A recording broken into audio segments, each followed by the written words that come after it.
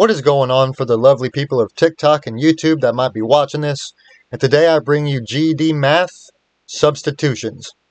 And I'd like to also state that I got my GED on December 2nd of this year, that I've never failed a GED test, and I'd love to help you out with math. So, substitutions. What do we do?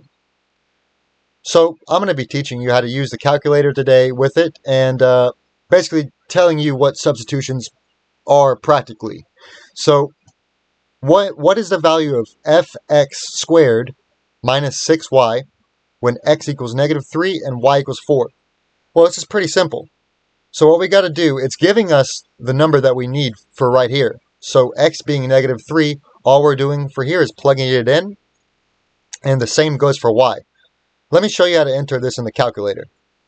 So when you're plugging in something, what you got to do is you put it in parentheses. So for example, 5x squared. They gave us the number negative 3 for x. So what I'm going to do is I'm going to put it in parentheses. So negative 3 squared minus 6y. And y was 4. So we're doing the same thing, put it in parentheses. And then we just click 4. And there you have it. So our answer is going to be 21. Isn't that simple, folks? It basically gives you the answer right here. So x, just plug it in. It was negative 3. And then y was 4.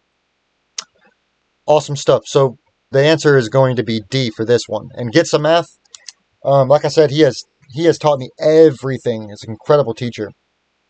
But yeah, now we go on to number 2. What is the value of x squared minus 7 over 3 plus x? So they're giving us the same plug-in. So this is going to be both negative 7, but it's a fraction. So you might be asking to yourself, how do we enter that into the calculator? Well, I'll show you. We're going to clear this out.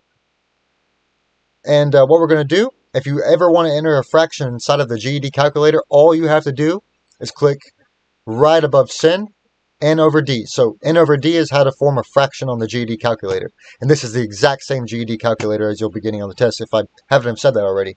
But what we're going to do is we're going to see it. So x was negative 7. So what we're going to do is put it in parentheses like I've mentioned before. So negative 7 squared minus 7. And now we're going to do the other part, which was 3 plus negative 7. So just remember, anything you're plugging in, just make sure to put it in parentheses. All right. Now we're going to click enter, but there is a catch. This obviously was not the answer, so it's not negative 21 over 2. We need to simplify it. And if you ever want to simplify things further, all you got to do is click the button right above enter. So our real answer is actually going to be negative 10.5. So just make sure that if you're not seeing it on the answer choice, see 21 over 2 wasn't on it. So if you're trying to simplify things, just click this button right here. So the answer for 2 is going to be A. Now this one might seem a little bit tricky to people, but it's fairly easy because it gives you the formula, and it always will within the GED test. It'll always give you the formula, so don't worry about nothing.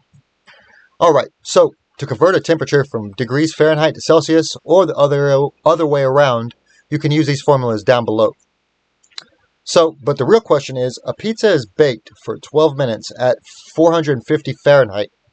How many degrees Celsius is that? So what it's asking us to do is convert it to Celsius. So what we're going to do is we're going to simply just clear all of this out. And the formula to do it was 5 over 9 plus the Fahrenheit temperature minus 32. So what we're going to do is we're going to click the fraction key, like I said above, N over D. And we're going to put 5, 9, and then click that little arrow up to straighten it up. But we're going to go in parentheses. So our Fahrenheit temperature was 450. So what we're going to do is just put that right there. And then we're going to go minus 32. And the same concept is going to apply here. We're going to have to simplify it. Obviously, that's not the answer. That would be unbelievable, right? I mean, just imagine that. But just click this button right above enter to simplify it. And then we got 232.22222. But obviously, that would be... So the answer is going to be B for 3. So pretty... Not bad, you know? So not bad at all. Substitutions are awesome, folks. And now we're going to clear this out, and we're going to go on to the last question. And then at the end, we're going to be seeing how much I got right. All right, so let's see here. It looks to be similar to what a function would look like, but if cx equals 3x squared minus 8x plus 15, is the cost to order X basketball jerseys from a website? Sorry, I made it seem like a question. Is the cost to order X basketball jerseys from a website, then how much will it cost to order 12 jerseys? So, well, you might be asking to yourself, they didn't really give me enough information to go by. Well, they kind of did when you think about it, because they gave you this number right here. So it's the only number that was in this paragraph here.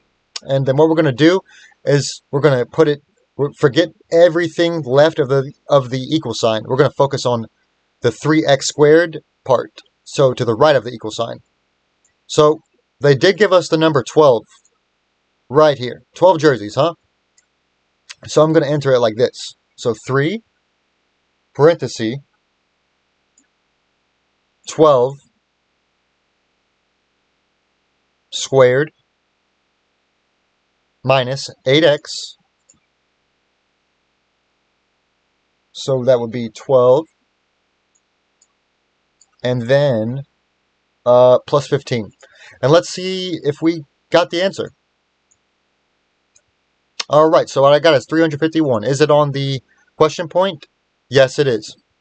So there we go for that. So C is going to be the answer for 4. And we go down to number 5. So a pre-made meal service uses the model equation C equals 14M plus 11 to model the cost of ordering M meals. You order 7 meals this week. What is the total cost for this order? All right, folks, so they're basically giving me the number 7 right here. So what we're going to do is I believe we're going to plug it in for the M here. So it's obviously going to be multiplication the moment we put it in parentheses. All right, so 14M. We're going to clear this out. 14. What was that? Sorry, I apologize. I did not mean to open that. So 14 M, which was 7, plus 11. All right.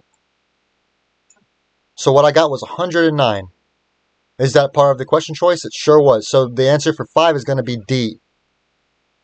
All right. So that's how you do substitutions. Thanks to Get Some Math for helping me get my GED, especially for math. I learned everything math-wise through this gentleman right here, and he's incredible. So please, folks, I highly recommend it. I hope this video helped you. If you have any questions, let me know. If you want more math videos, feel free to ask what you want me to do. All right. Have a good one.